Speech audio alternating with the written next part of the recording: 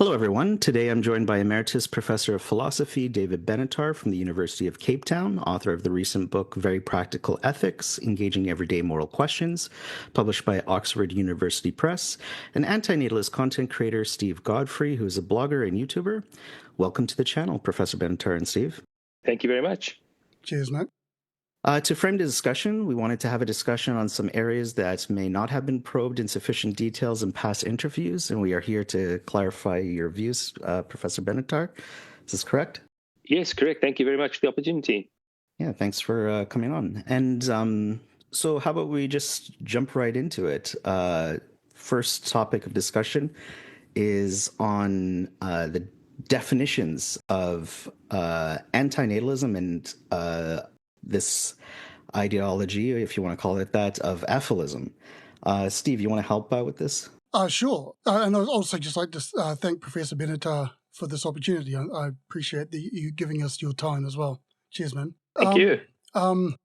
So, yeah, I think we are, in this section, we're looking at contrasting or differentiating antinatalism from efilism by looking at the definitions of the two concepts. Professor Benatar, I presume that you're prepared to move ahead to proceed with the definition you gave in the recent definitions discussion. Would that be a reasonable assumption? Yes, thanks. I would want to stick with that. Would you like me to clarify what that was? That'd be great. Thank you. So I understood antinatalism to be an abstract noun, which is the view that it is morally wrong to bring sentient beings into existence. And there are variants on this, obviously. So I also understood antinatalist as a noun, which is somebody who espouses antinatalism, but that antinatalist could also be an adjective, meaning of or relating to a person, policy, practice, law, attitude, etc., that discourages or reduces the reproduction of sentient beings. Yep, that makes sense to me, and I'm on board with that definition for this discussion. Contrasting that with efilism, which can be succinctly defined as efilism dictates that humanity is obligated to annihilate all sentience by any means necessary in order to eliminate suffering. That's derived from both Gary Mosher's definition and also Anti-natalism International's definitions. Anti-natalism International's definition is itself a derivative of Gary's original definition on efilism.com. The definitions are so far apart that they can't possibly be the same thing. And the reason I bring that to the discussion is a lot of efilists argue that efilism is itself antinatalism's logical conclusion, or efilism is the logical extinction of antinatalism. How would you respond to that? Well, I'm probably not an expert on how this term is developed, but when I first encountered the term efilism, I understood it to refer to the view that it's better if there were no sentient life. And people who were advancing that view were taking me to have restricted antinatalism just to human beings. So that's how I understood them to first be setting themselves apart from antinatalists. And I think in some interview, I did indicate that I found that rather strange because I'd been entirely explicit, certainly in Better Never to Have Been, that my view applied not only to human beings, but to all sentient beings. And that I was just focusing on humans for some strategic reasons. First of all, I thought that humans would be most resistant to the implications for our own species. And then secondly, because other than the cases where humans breed animals, we are not really responsible for animal reproduction. So animal reproduction that goes on in the wild, that's not something that we do. We don't control that. And so it's also hard to say that animals are doing something morally wrong in reproducing if they're not moral agents. So for those reasons, I wanted to restrict the discussion to human reproduction, but I was absolutely explicit that it did not only apply to humans, that the arguments would also apply to all sentient life. And I certainly take new sentient life to be unfortunate, even if we don't think that the animals producing it are doing anything that is morally wrong. Now, I get a sense that, I don't know if it's some or all efilists under that description have now taken a view that we have this obligation, or at least we might, under certain circumstances, have an obligation to annihilate all sentience. But I don't think that that is a logical implication of antinatalism in the way that I understand it. It's antinatalism plus some further normative claim. I would deny that it's an implication, because there are lots of other steps you'd need to argue for along the way in order to reach that conclusion.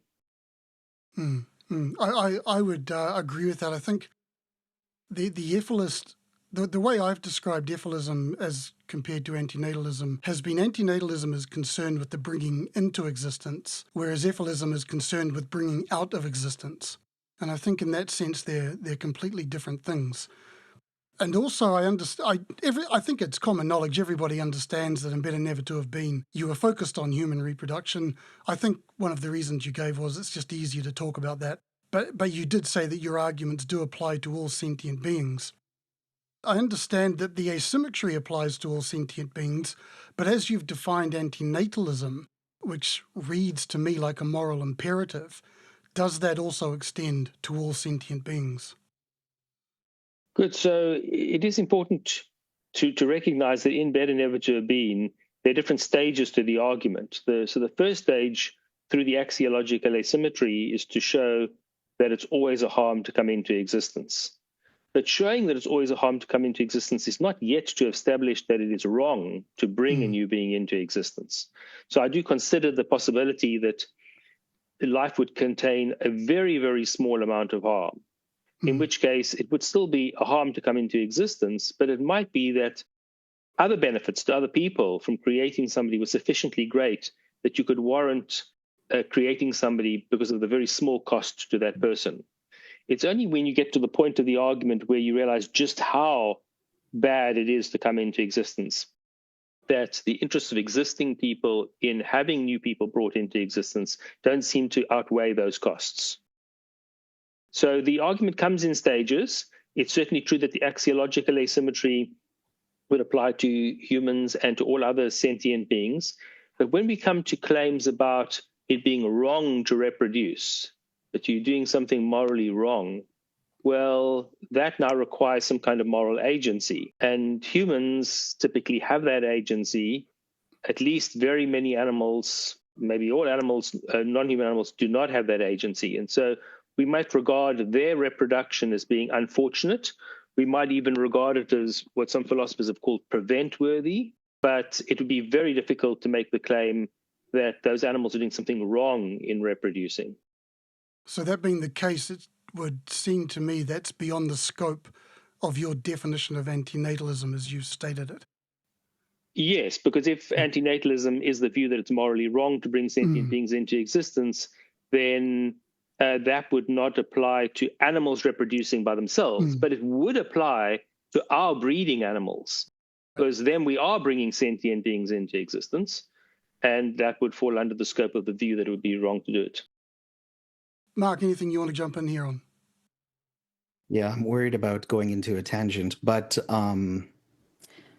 if I may, and I'm not taking on this position for the record, because in my recent interview, I also espoused, when I say include animals, I'm also talking about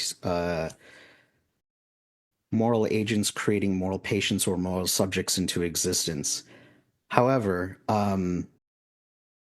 there is a pushback on that, because if I think they use the term the burden of intelligence or something like that, where we have a responsibility to end or break the cycle of sentience, being that we are moral agents, so that like, how would you respond to that claim that this is our responsibility and our obligation, being the species that can intervene? Well, if one claims that a conclusion is a logical implication of some earlier claim, it means that as a matter of logic, you just have to accept the later conclusion.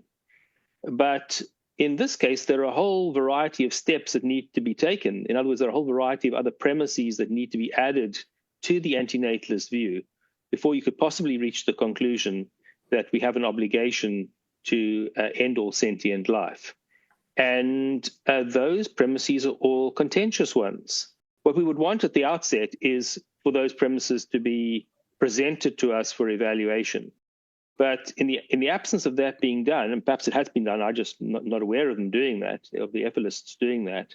But in the absence of that, I've been quite clear in Benatar to have been that I'm opposed to coercive policies that would restrict people having children, prevent people from having children. And one of the underlying arguments for that is a fallibility argument, and that is that as correct as I think I am in holding these views, I could be wrong. I'm a human being. I'm prone to error. I might not be seeing certain things.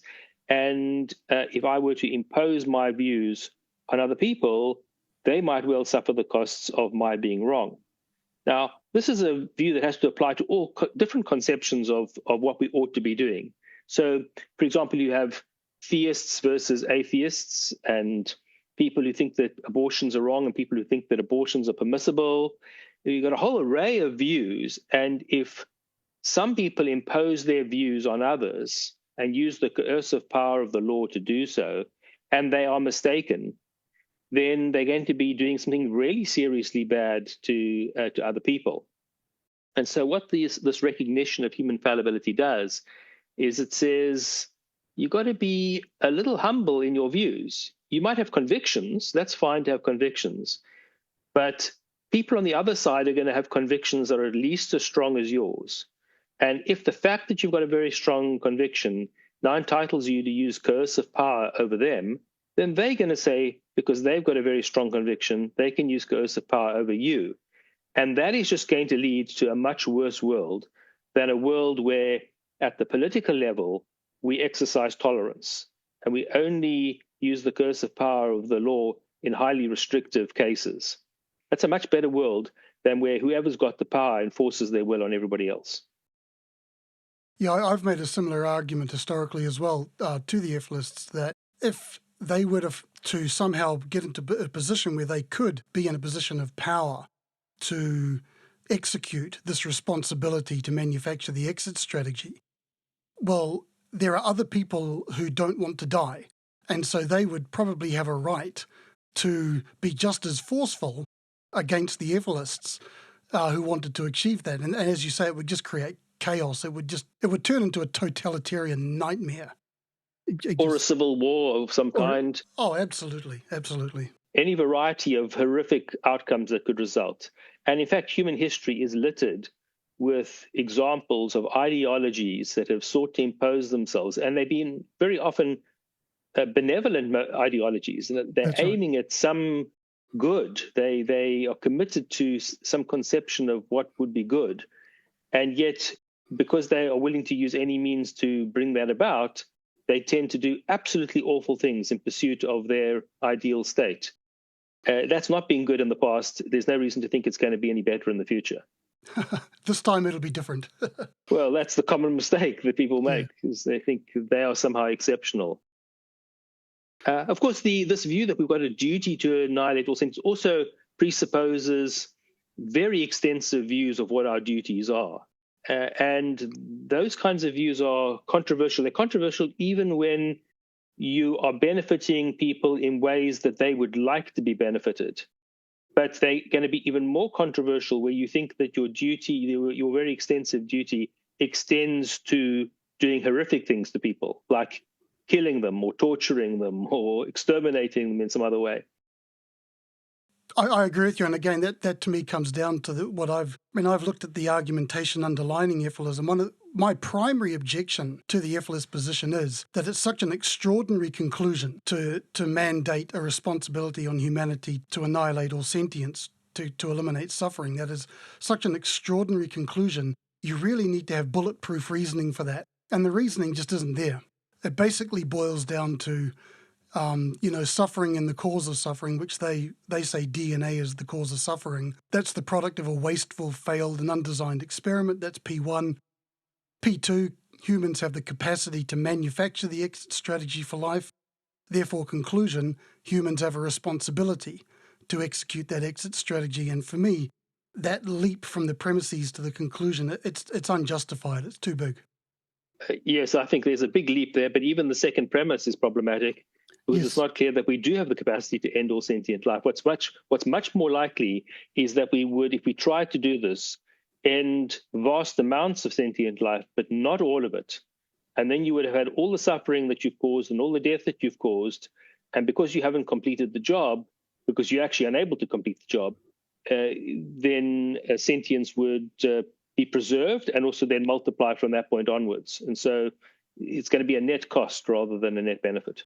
Well, that's right. Essentially, it creates an inflection point. If it's not perfectly executed, it just creates an evolutionary inflection point where evolution takes off in a different direction. And who knows, that might end up in a worse place than now. If I may jump in, one thing that's been brought up by people who defend efilism is from the back of your book, and I just wanted to get a comment on that, if I may. Sure. So it says, so in Better Never to Have Been, the back, it says, this book argues for a number of related, highly provocative views. 1, coming into existence is always a serious harm. 2, procreation is always wrong. 3, it is wrong not to abort fetuses at the earlier stages of gestation. And 4, it would be better if, as a result of there being no new people, humanity became extinct. So this is brought up when people are bringing up this conception of extinctionism, which I would object to that phrasing because I think there are multiple methods of extinction, and people who are against killing extinction aren't necessarily against the dying extinction. But that aside, you are making a declarative statement that it would be better that there is no sentient life, correct? It would be better, yes, all things being equal, but it certainly matters how you bring that about. And the blurb you read did indicate by there being no new people, as opposed to by killing off people.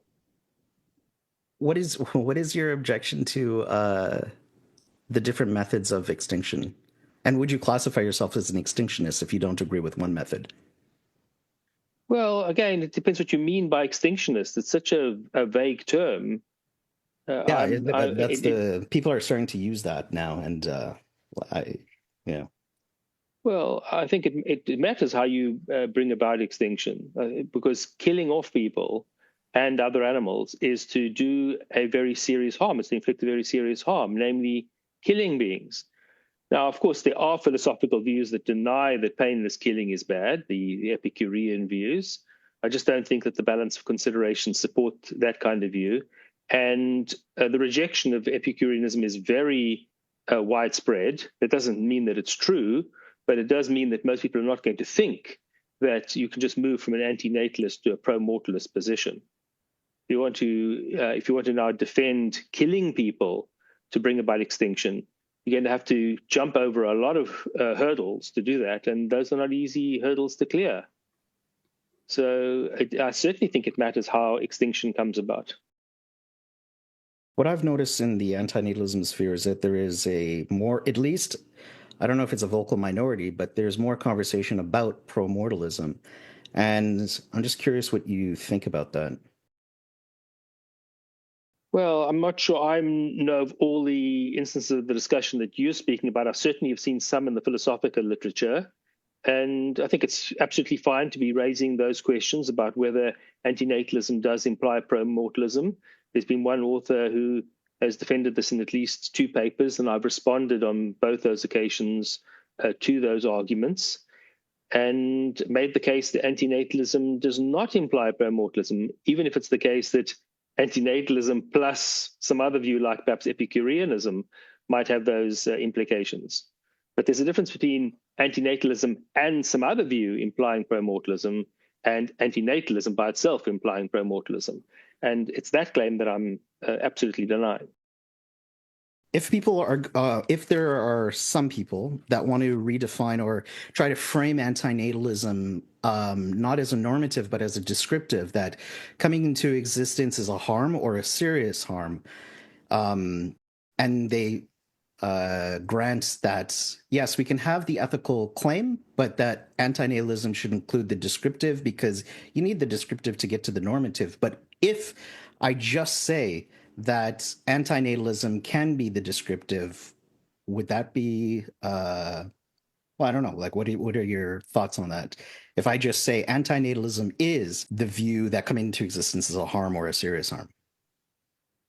I'd be worried about that for a few reasons. First of all, because of the word itself. It's obviously we don't take the natalism part too literally. I did speak about that at one point, but the anti, so you against bringing into existence, that's more a claim about what you ought and ought not to do than a claim about whether coming into existence is harmful or not.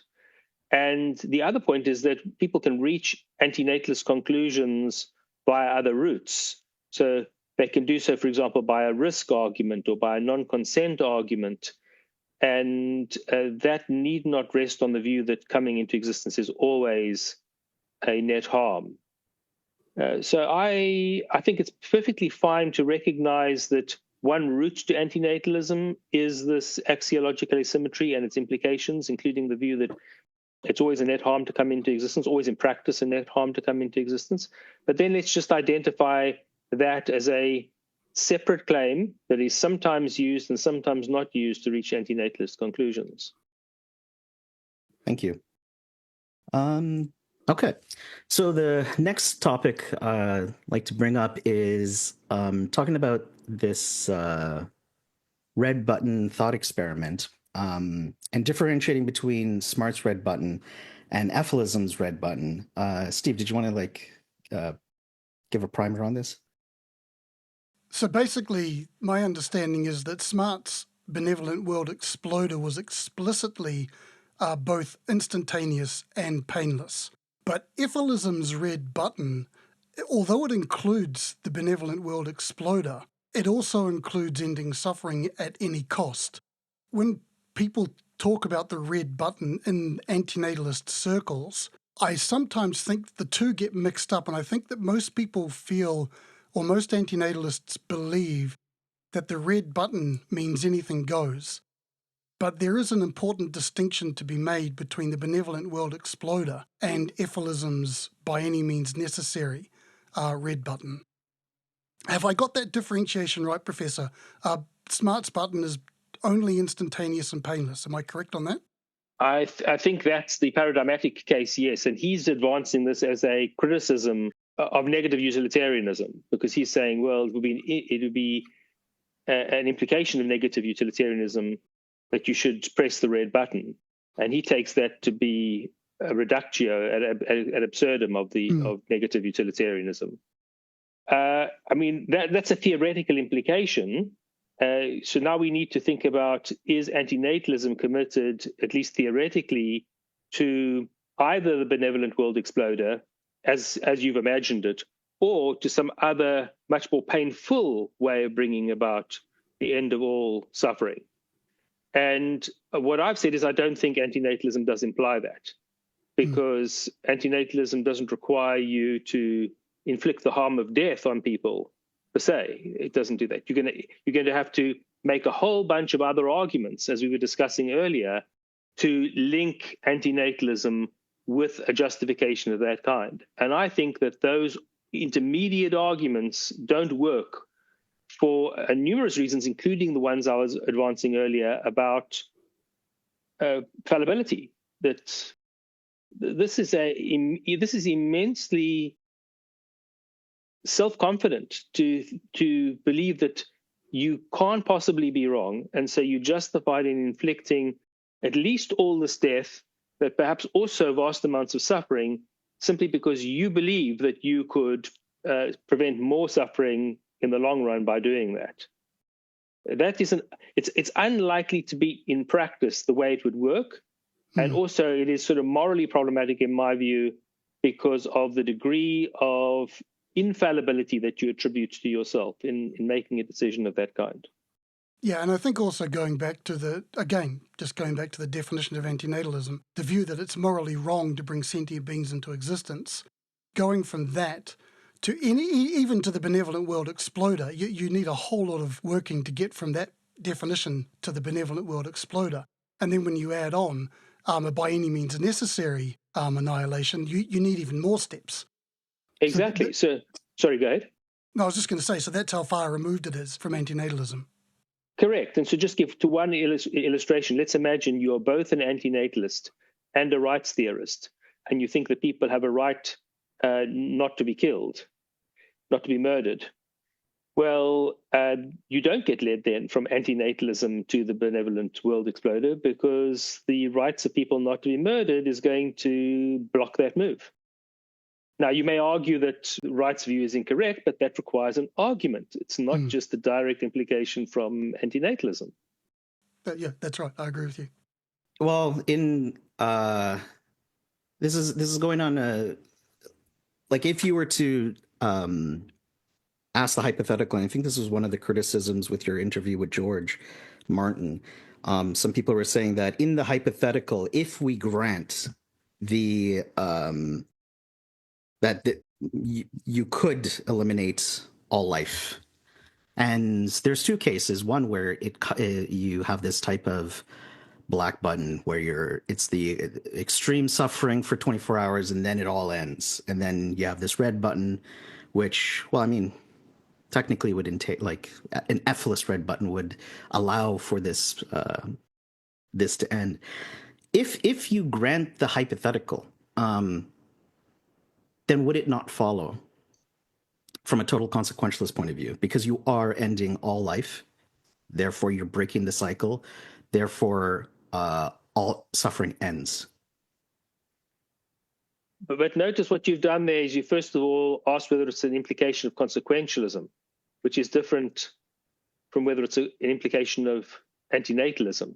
Yeah, if I'm a consequentialist and an antinatalist, then to me, I mean, I'm not actually arguing this, but then, yeah, like it seems it would entail, or I could see people arguing that, go for the red button.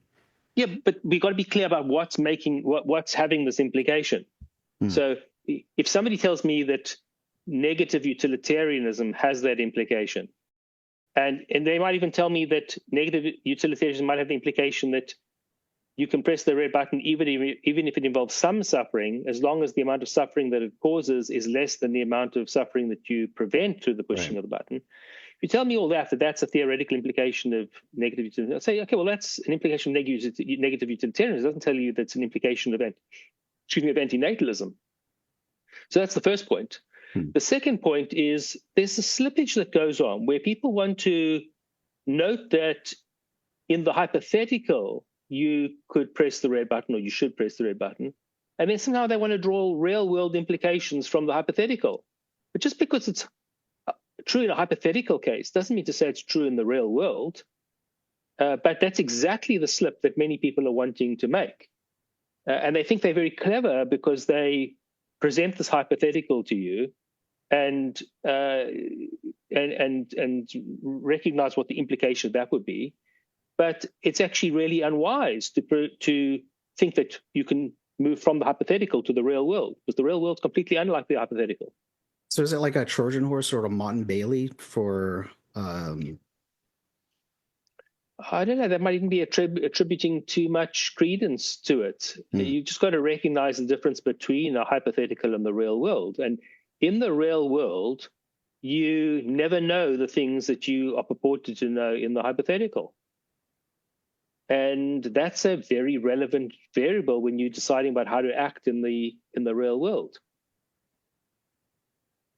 So I think the question to this, the answer to this question is kind of obvious at this point, but just to clarify again, would you press the red button, David Benatar? No, I would not. I would not, as I've said before. Okay. Yeah, I don't have much more to explore on that particular topic. Do either of you have? Nothing for me. Nothing for me. I'm fine. So on to the next topic that we'd like to discuss. I'm trying to get the paper up now. In a paper by titled "Dark Personality Traits and Anti-natalist Beliefs: The Mediating Roles of Primal World Beliefs" by Meehan, Ziegler Hill. I'm butchering the names. I apologize to the authors. And Shackelford. In that paper, it says that you reviewed the paper, and I was just curious about your thoughts on this particular study that you've reviewed, and what are your thoughts on it? Because it said you reviewed it, but it didn't say what your thoughts are. Oh, so let me just clarify. I didn't review it in the sense of being a peer reviewer on the article. That would have been people appointed by the journal. The authors showed me the paper and wanted my comments on it, and I gave them helpful comments. They comments. So again, a few things to say. First of all, I'm not a psychologist, and I do not have the kind of technical expertise that enables me to evaluate that paper.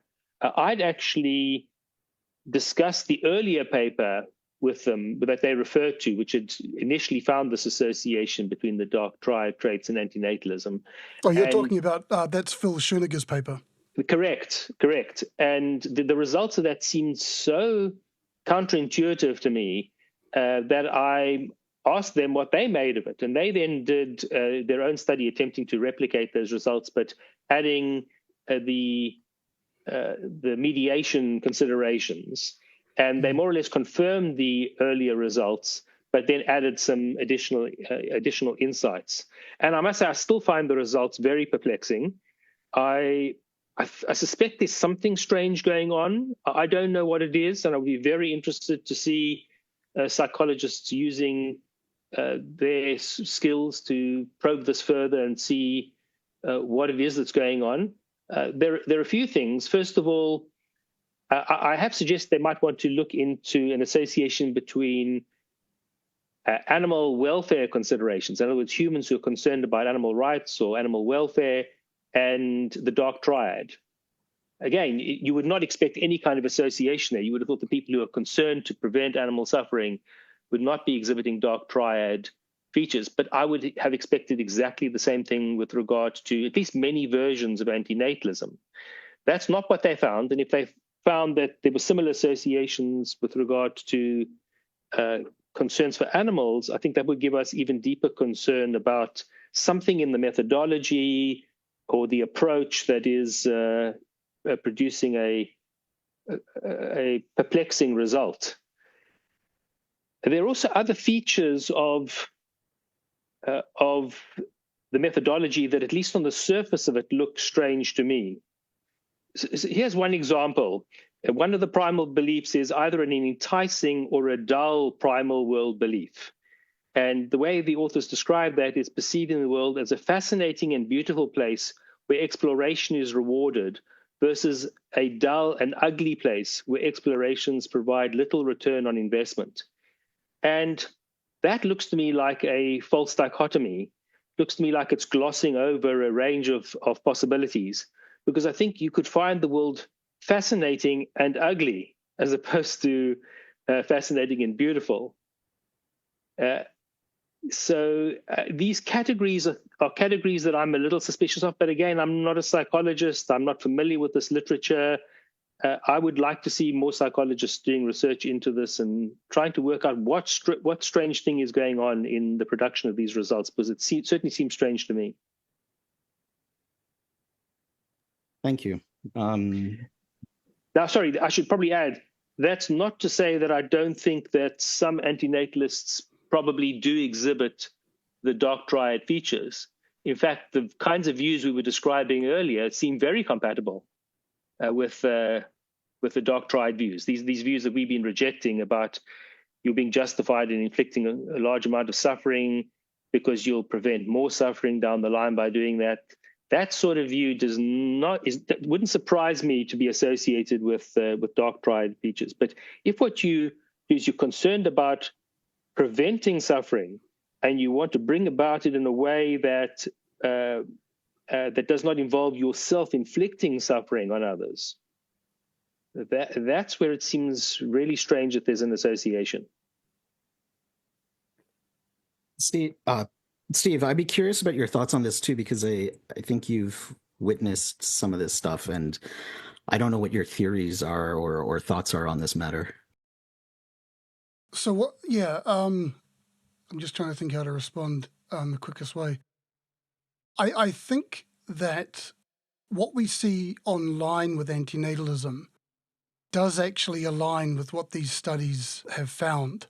The studies themselves, like Shinniger's studies and Meehan's study, there's not enough separation of categories for my liking. So, for example, are we talking about people who are terminally online who are also subscribing to antinatalist beliefs? And if so, is it being online all the time that is connected to dark triad traits more than the antinatalism? I don't know. The studies don't allow for that kind of analysis. And also, I would personally be interested to see the categories of efilist antinatalists and not efilist antinatalists separated and seeing how those two categories stack up. So the studies, in my opinion, maybe they give a high-level overview of, and they produce results that do resonate with my experiences in this space. I mean, I'm not going to go into details of stuff I've actually experienced myself, but there's a lot of really bad stuff out there in the online antinatalist world. My take on these studies is that they do point in the right direction, but there's a whole lot more work that needs to be done on them to actually confirm anything with any kind of clarity or certainty. I am aware that there are studies, which I can't cite here, I'm sorry, but I can probably find them. I will find them later. They look at the relationship between people who are, for example, animal rights activists, or any kind of social justice activist, and dark triad traits. Apparently, there's associations there as well. I'm not familiar with those studies, but I understand that those studies are around. I mean, I don't know. To me, there's a lot of variables involved here. But that being said, the conclusions that Meehan and Shackelford, and I forget I do apologize as well. The other was Ziegler. My goodness, that's terrible of me. Ziegler Hill. The conclusions that they've arrived at, they align with my experiences in this space. So I think it's a worthwhile area to explore. Yes, good. And the authors of that paper do point out that there may be multiple motivations for antinatalism, and they note that as sort of one of the limitations of the study towards the end of the paper. So I definitely think there's room for more work there, and I'd be fascinated to see what's produced. Yeah. I mean, there's only been 3 studies that I'm aware of on this area, and they're not conclusive, but they do sort of point in a general direction, which in my opinion warrants further investigation. Agreed. I do think that sometimes people are wanting to use those initial studies to dismiss the view because they say, well, given this association with the dark triad features, we can just sort of dismiss these antinatalists as bad people. And again, the authors of the paper say you shouldn't be doing that. One needs to evaluate the strength of the arguments. But at the same time, it would be interesting to know more about these questions of association with personality features. Thank you. To jump off of that subject area and about this dark triad personality traits, and so recently I've noticed that there has been malicious misrepresentation and attribution to Professor Benatar's views. And Professor, I was just curious about your thoughts on that. Thank you very much. It's not as though I'm new to the experience of people attributing to me views that I don't hold. It's one of the hazards of writing and speaking that people will misinterpret you, no matter how clear you are in what you say. But there's something particularly mischievous about somebody who would seek to use artificial intelligence to produce a voice that resembles yours and have you say things that are the opposite of what you believe. Thank you. Steve, do you have any commentary on this? Yeah, I would just like to say that the whole AI deepfake phenomenon, it's going to become more widespread. These kinds of videos are going to pop up. They're going to become more commonplace, unfortunately. So I think it's important for people to develop a habit of demanding sources and demanding where the original information comes from. I think people are going to have to become a whole lot more, what's the word I'm looking for, strict, or is this discerning? Discerning, or maybe taking the initiative more. I think there's too much credulousness online where people just believe what someone says. I think people are going to have to really start developing the habit of digging into sources and checking facts for themselves and not just accepting stuff that it's just handed to them as the truth. Agreed. Okay, thank you. This might come across pretty random, and I could edit this out, but it just occurred to me that I used to go by !philosophy. Now I go as Brother Marcus, and I changed my profile picture to the cover of Your Human Predicament. And multiple people in the past year have asked me, and I don't know if you want to share this or not, or is why did you pick this picture? I didn't. The publisher did. Oh, okay. Is there a story behind it? Not that I know of, no. Okay. It's often the case that the publisher chooses the image. This was not true for Better Never to Have Been. That is a picture I chose. I spoke to a colleague of mine who was the art school at the University of Cape Town and asked her if she'd taken a picture of a barren landscape, which was devoid of any sentient life. And she gave me that picture and allowed me to use it for the cover. And I proposed it to Oxford, and they were very happy to go along with it. But in most cases, I've not chosen the images. And I think in most cases, authors generally don't choose the images for their cover. There are exceptions, but it's not the rule. And Oxford had chosen this particular picture. It seemed like an apt one, and so I was happy to go along with it. Okay, thanks for clarifying that. So on a general question about this social movement of anti-natalism, as there's been more activist-related activities, and I noticed that this happens in other environments as well, where the activism starts to bleed into the academic literature. And without going into the details, I was curious as to your thoughts on that phenomenon, Professor, and yeah, just what are your general thoughts on that?